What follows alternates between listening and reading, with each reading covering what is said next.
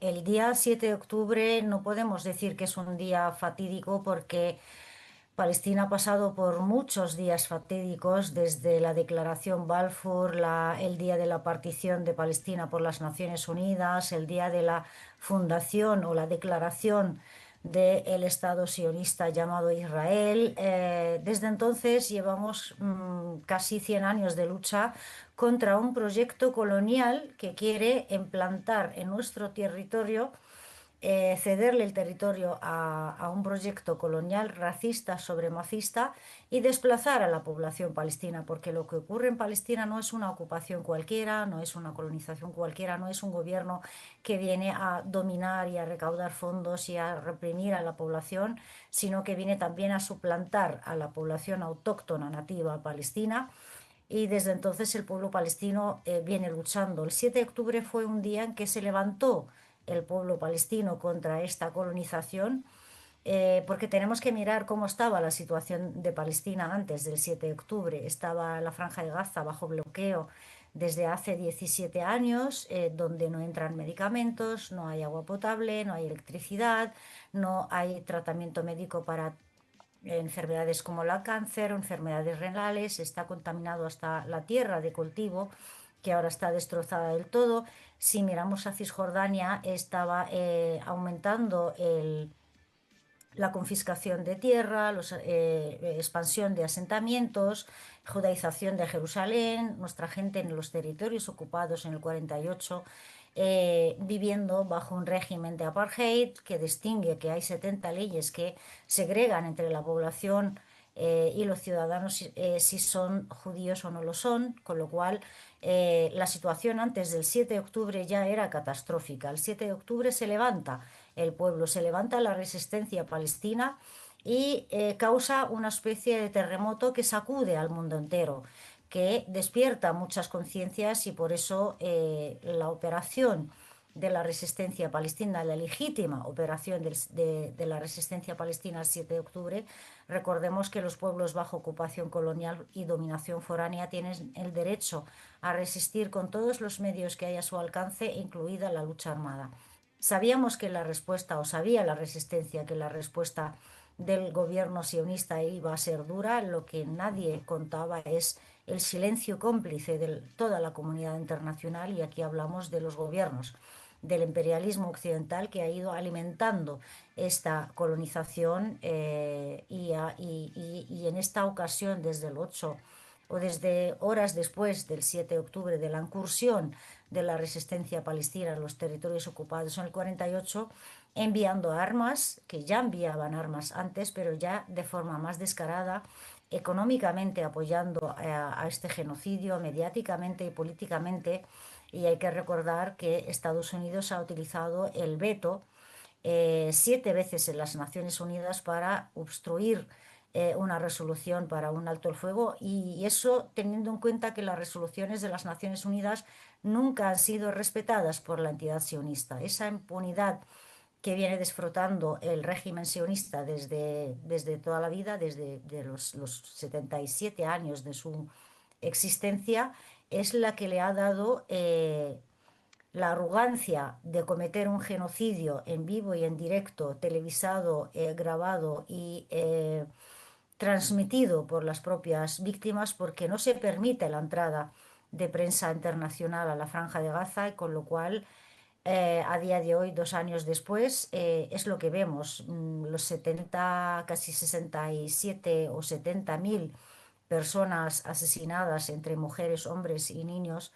No es la cifra exacta. Cuando se contabilicen los desaparecidos y los cuerpos bajo escombros que todavía no han podido sacar, la cifra va a ser mucho mayor. La destrucción de la Franja de Gaza, como has contado, es del 90%. El desplazamiento de la población, el 90% de la población, casi 1,5 millones de la población palestina en la Franja de Gaza, ha sido desplazada varias veces. No haya ningún lugar seguro. Desde hace mucho tiempo en la Franja de Gaza, las personas, cada vez que los envían a un lado diciendo que es una zona segura, los bombardean. El uso de la hambruna como arma de guerra, y que todavía el mundo siga sin actuar es algo vergonzoso. Ahora, también tenemos que hablar de lo positivo. El 7 de octubre ha puesto la causa palestina en el centro de la política internacional. Ha hecho que la conciencia sobre Palestina y el conocimiento sobre la historia de la lucha del pueblo palestino sea conocida por gran parte de la población mundial y sobre todo entre la juventud, cuando vemos las movilizaciones hoy en día no son solamente mayores en número, son mayores en conciencia. La gente no solamente sale a las calles por lástima, por pena, por los muertos, por los niños descuartizados, sino sale en apoyo al derecho del pueblo palestino a resistir. Sale mayormente gente joven, las universidades, las acampadas. Todos los actos que se están haciendo han hecho que la causa palestina esté en el centro y que haya mucha conciencia y que esa imagen que se había gastado millones de dólares la entidad sionista para blanquearse ante el mundo, para presentarse como un Estado democrático o natural, como la única democracia en Oriente Medio que siempre dicen, caiga por los suelos y que esa farsa o esa máscara que tenían se les haya caído ya y hoy en día la mayor parte de la población mundial está apoyando a la resistencia palestina y la gente ya no habla de que esto es un conflicto entre dos pueblos, ya la gente sabe que el pueblo palestino es el pueblo autóctono nativo, que es quien tiene derecho a resistir. La gente habla de desmantelar el sionismo como un proyecto racista, colonial, imperialista. Entonces, hay también un lado positivo a pesar del precio tan alto que ha pagado el pueblo palestino y que venía pagando ya desde hace mucho tiempo y los pueblos para liberarse siempre tienen que pagar un precio. Eh, es Al algo día, en el que tenemos que equiparar y hacer un balance también de lo negativo y lo positivo que ha pasado. clarísimo. Al día, ahora nombraste Estados Unidos como, bueno, un ejemplo de lo que es el imperialismo internacional. Queremos preguntarte al respecto de tu opinión sobre la propuesta de paz expresada hace algunos días nada más por Donald Trump, que ha sido aceptada parcialmente por Hamas. ¿Qué opinión te merece? Bueno, recuerdo que en la primera legislatura de Trump, cuando hizo el acuerdo del siglo, que la gente lo llamó el robo del siglo, porque él desde su primera legislatura venía queriendo adueñarse del territorio de Palestina, apoyar a su amigo Netanyahu en la limpieza étnica que está haciendo en Palestina, cuando reconoció a Jerusalén como capital y trasladó la embajada, cuando reconoció incluso los Altos del Golán sirios como territorio perteneciente a ese Estado implantado a la fuerza en nuestro territorio y ahora eso no es un plan de paz que lo llaman, es una trampa, la trampa del siglo.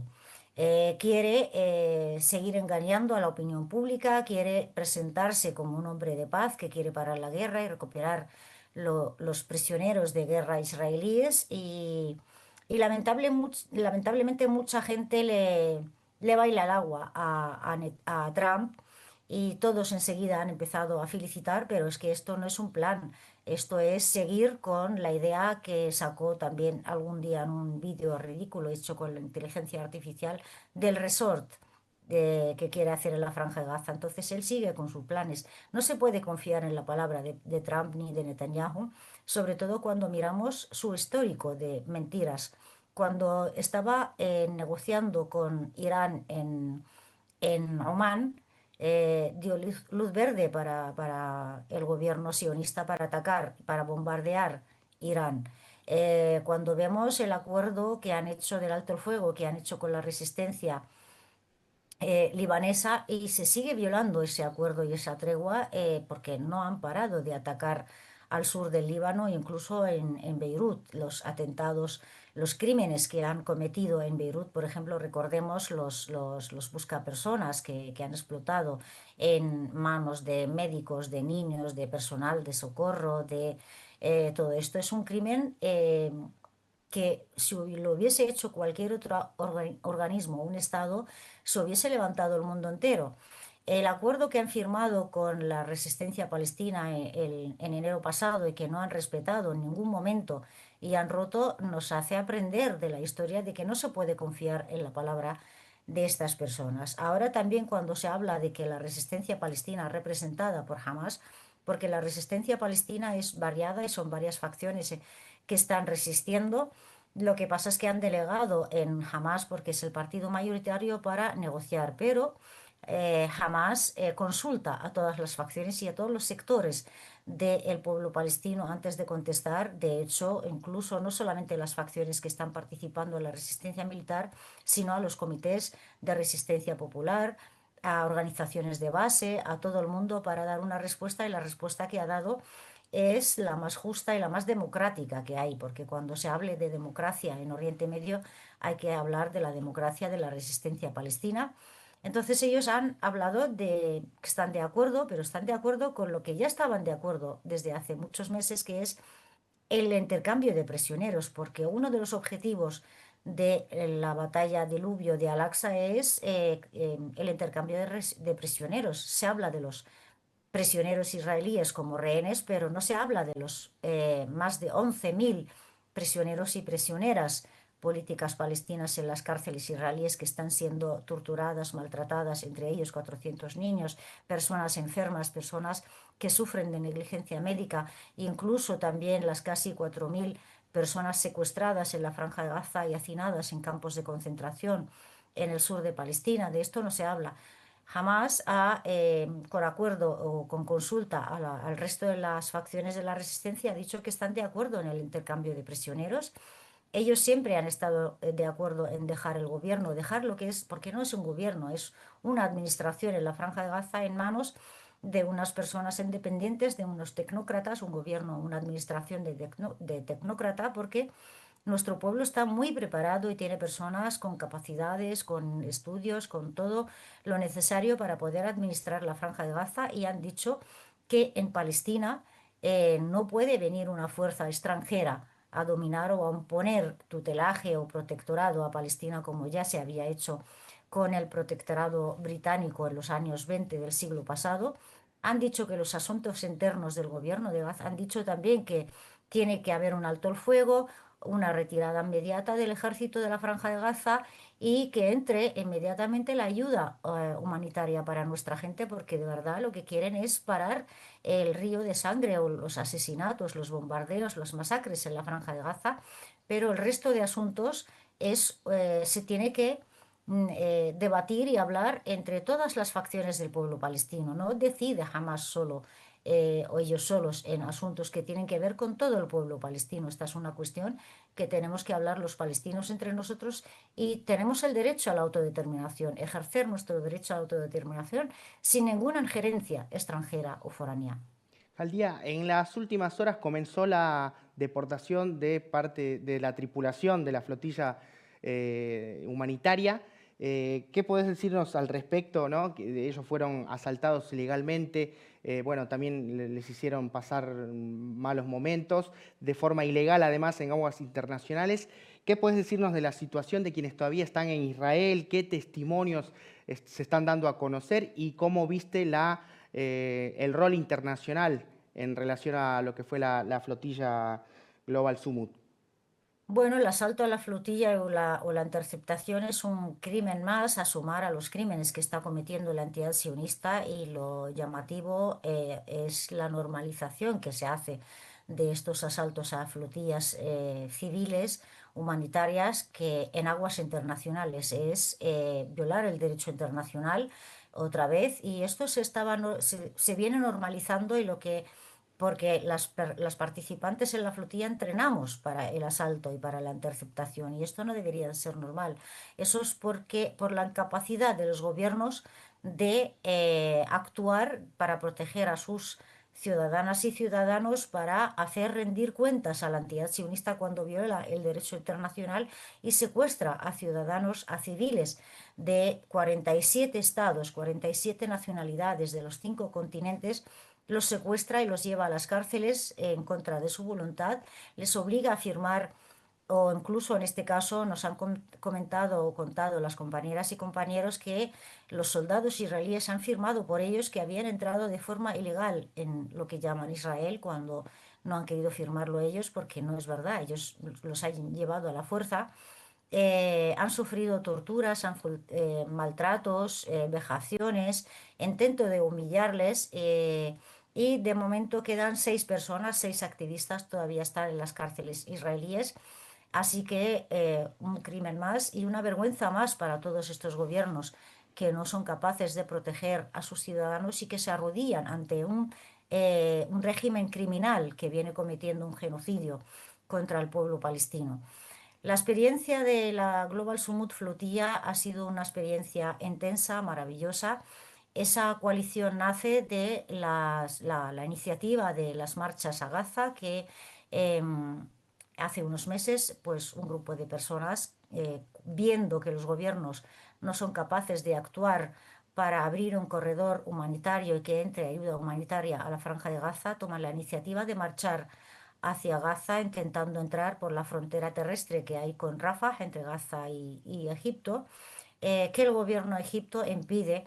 con la otra iniciativa que es la caravana Sumud, que también marcha desde el norte de África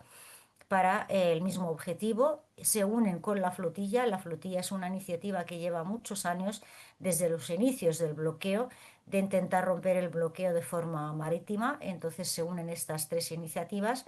y se fletan unas decenas de barcos, unos 50 barcos. Salimos desde Barcelona, nos unimos con otro grupo que sale de Túnez y después otro grupo de barcos y de activistas que salen de Italia y después de Grecia.